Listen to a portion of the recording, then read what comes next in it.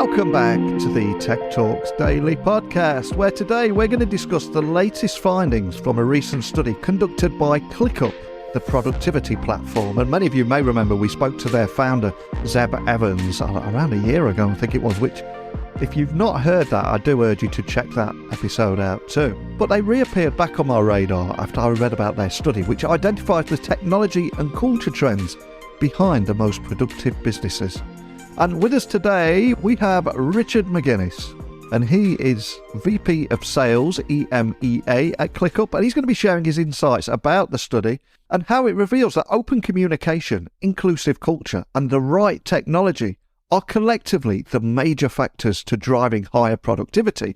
And the study ranked UK businesses across several productivity indicators and found significant differences between high and low productivity in businesses. So in this episode today, we're going to delve a little bit deeper into why providing employers with the right technology, the right resources and training is critical to business success, and also how inclusive culture can help foster productivity too. So buckle up and hold on tight, because I'm going to beam your ears all the way to Dublin in Ireland, where Richard is going to talk about all this and the correlation between productivity, technology and employee well-being. So a massive warm welcome to the show. Can you tell the listeners a little about who you are and what you do?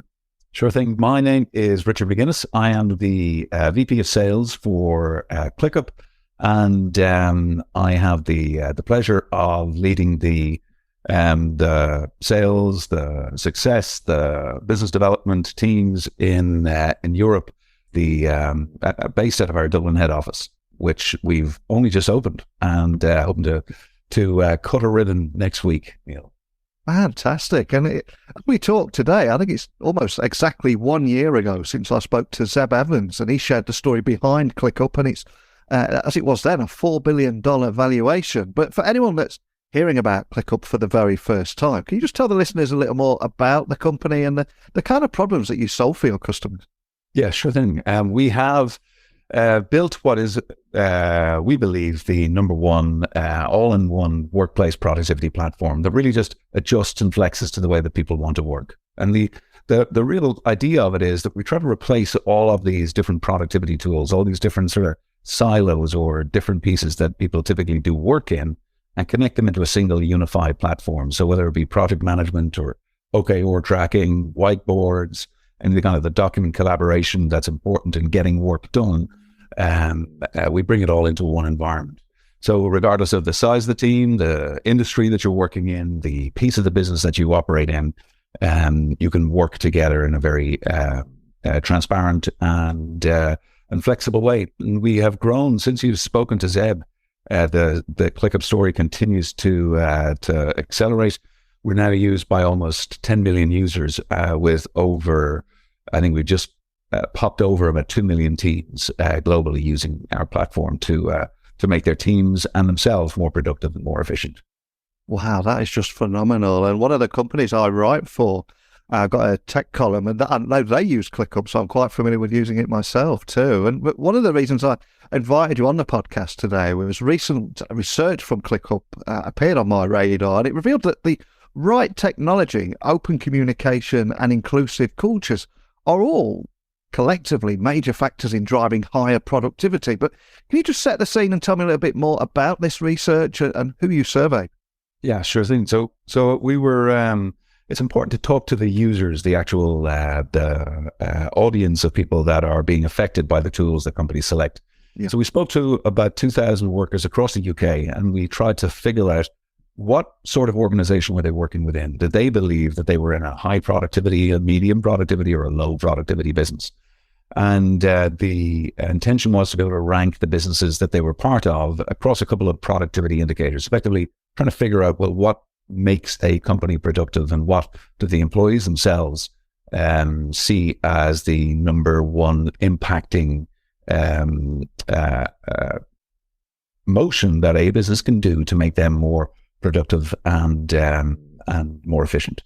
And some of the standout stats in that report were open channels of communication are found in 91% of high productivity businesses and only 8% of low productivity organisations. So you can do the math on that one. And also, high levels of team cohesion are found in 94% of high productivity businesses and only 13% of low productivity organisations. So can you expand on these stats and what they mean for businesses? Because they're quite mouth-watering and revealing there, aren't they?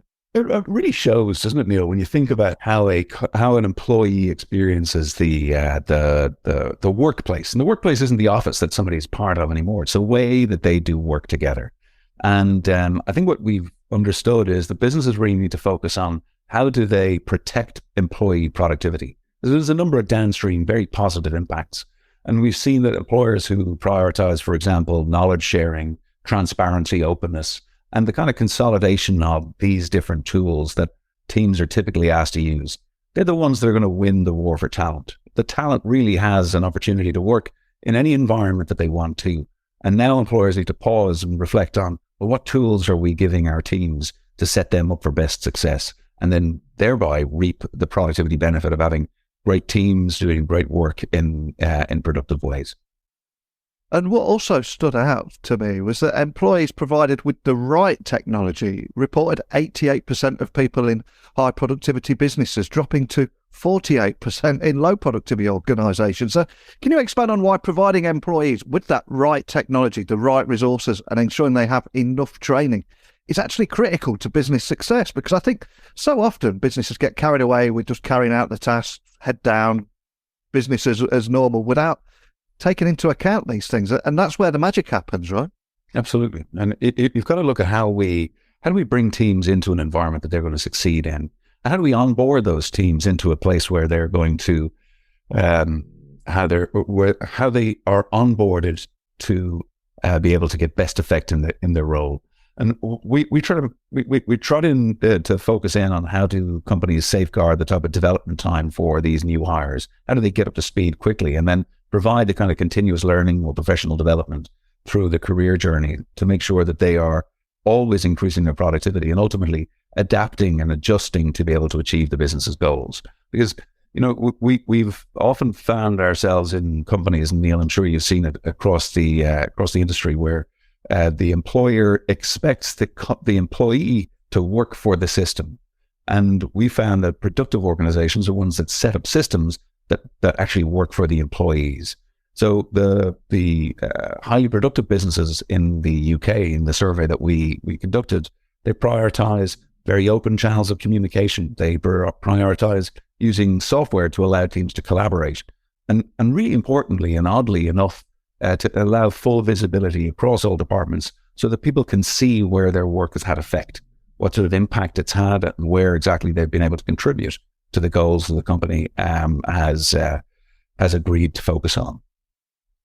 And there was a great quote in the report. I think it was Natasha Wallace, the International People Operations Partner at ClickUp. And she said, now more than ever, businesses are feeling the pressure to squeeze as much productivity as they possibly can out of their employees. But improving productivity is not about increasing the demands upon people. It's actually about setting them up for success and empowering them to do their jobs as effectively as possible by providing the right technology and fostering an inclusive culture. I'm curious, from the conversations you're having, do you think businesses are waking up to this reality?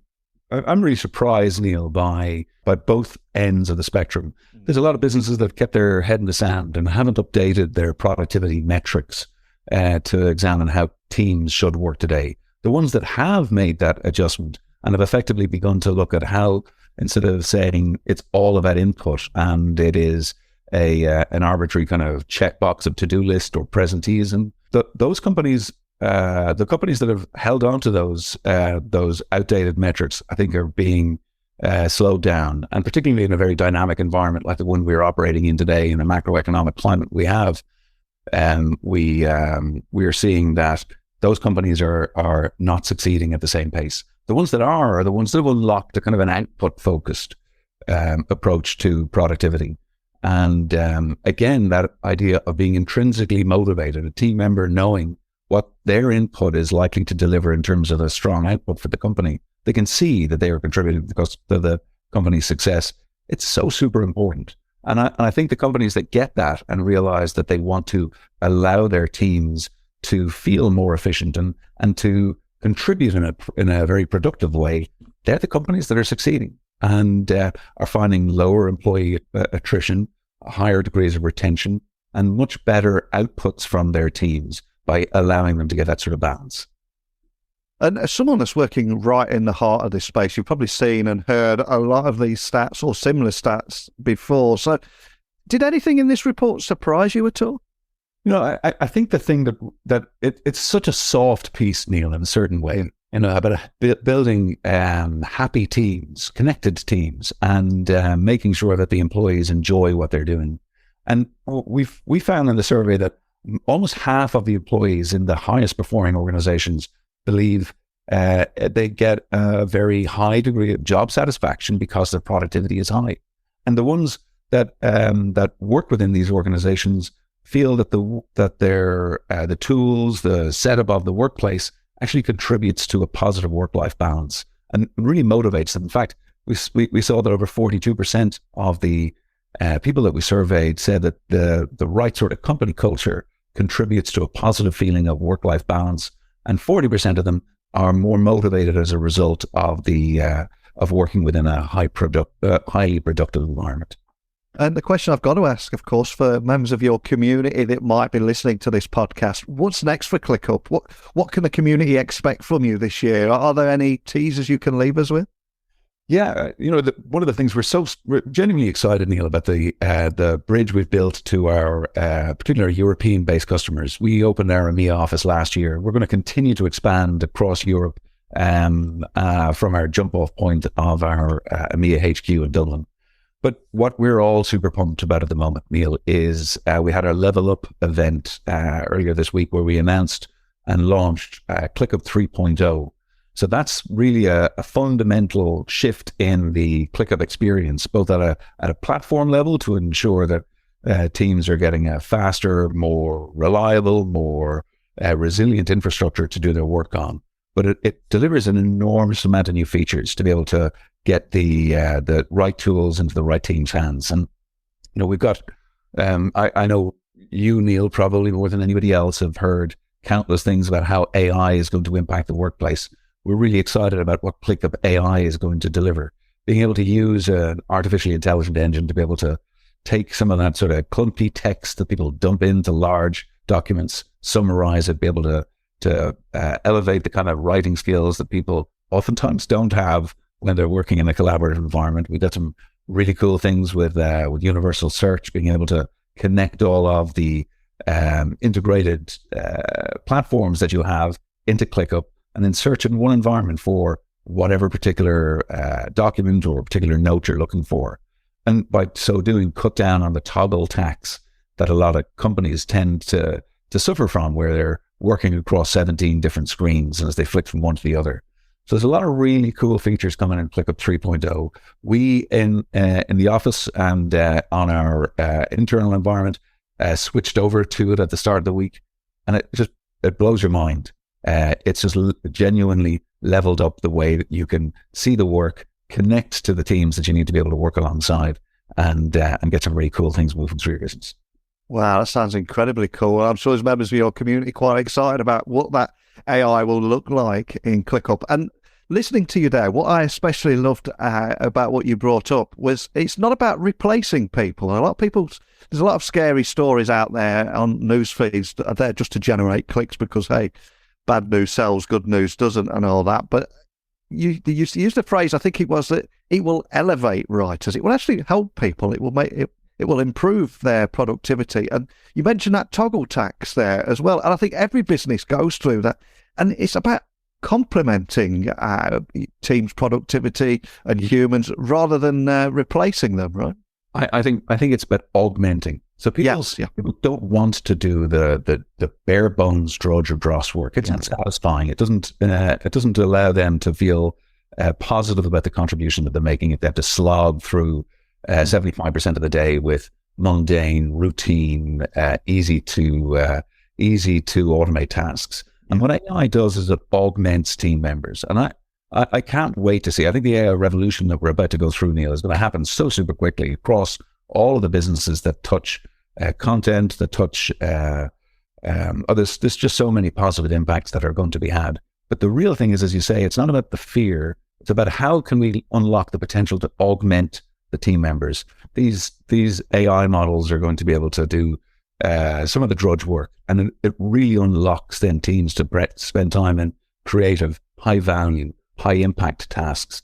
I'm really excited to see the impact it can have in the ClickUp 3.0 environment, but I'm looking forward to seeing what it'll do across the industry we're part of, and I believe very much in the positive impact that it can have on worker satisfaction, on and unlocking productivity, not just for the team, for the company, but for the individual. Most importantly, being able to make them to help them deliver better outcomes for themselves, and ultimately, as ClickUp's mission is, to find a way to be able to reduce the time spent on boring bits and allow them to do to get the time back to do the cool stuff that they actually want to do.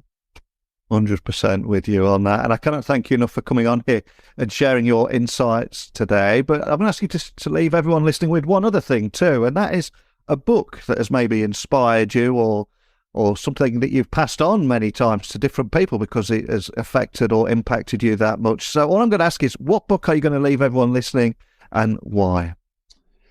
So this is not a technology book, Neil, so please don't be disappointed in my choice here. But there's a book that fundamentally shifted the way that I thought about myself, the people around me, and the businesses that I was part of. And oddly enough, it was written by a concentration camp survivor. I know you've probably come across Man's Search for Meaning by Viktor Frankl before. A wonderful book, but it's hard to digest in a certain way. There's a book by a woman called Edith Eger, and she wrote a book called The Choice a number of years ago about her own experience of coming out of the Nazi concentration camps, and the work that she did as a psychotherapist following on that very harrowing experience. And she writes a lot about how ultimately your life is a choice. You can either choose to see the positive or choose to see the negative. You can examine any opportunity. You can examine everything that happens in your life through the lens of you are powerful enough to make a choice about how you are affected by it. And I have recommended that book to so many people and so many friends, family, business colleagues, because I think when, like we talked about with AI, there are a massive amounts of external circumstances that will impact us, but we can't affect much change other than the choice of how we allow that experience to impact us. And that choice is something that we forget. The ability to be able to select how you are affected by it is actually in your own hands. And I think for me, Edith Eger, she took the Viktor Frankl logotherapy Man's Search for Meaning book and simplified it in a way that made it more digestible and, for me, more impactful.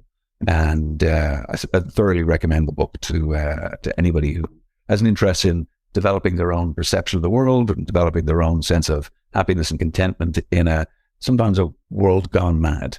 So I'd love to make one of your listeners pick the book up, enjoy it, and have the same sort of impact that it had on me.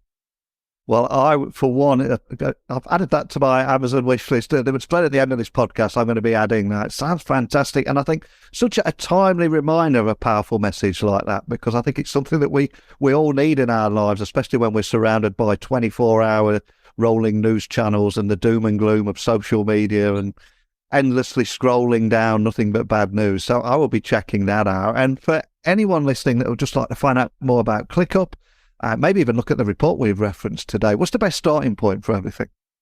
I'd suggest come to our website, www.clickup.com. You can follow us on Twitter, follow us on LinkedIn. We're very active at the moment, particularly in the social channels. We've been trending on Twitter, which is a huge fist bump for us over the Level Up conference this week. But yeah, all the information is available on clickup.com. Well, for me, today's episode was just pure gold. So many great insights there, especially around providing employees with the right technology, the right resources, and ensuring they have enough training is critical to every business's success in the future, and also leaving with an incredibly powerful message in that book. So just a big thank you for sharing that with me today. Thank you very much, Neil, for the time, and lovely to chat today. So a big thank you for tuning into today's episode where we discussed the latest findings from ClickUp study on the technology and culture trends behind the most productive businesses. I'll add a link to that report to the show notes so people can find it nice and easily. And I genuinely hope that you gained some valuable insights there on how open communication, inclusive culture, and the right technology can drive higher productivity in an organisation. And don't forget to check out ClickUp's website as well for more information on that productivity platform and stay updated on their latest research.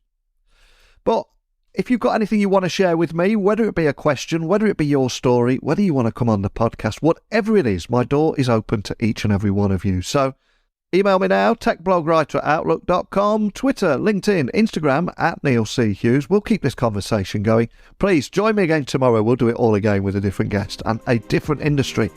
But thank you for listening as always. And until next time, don't be a stranger.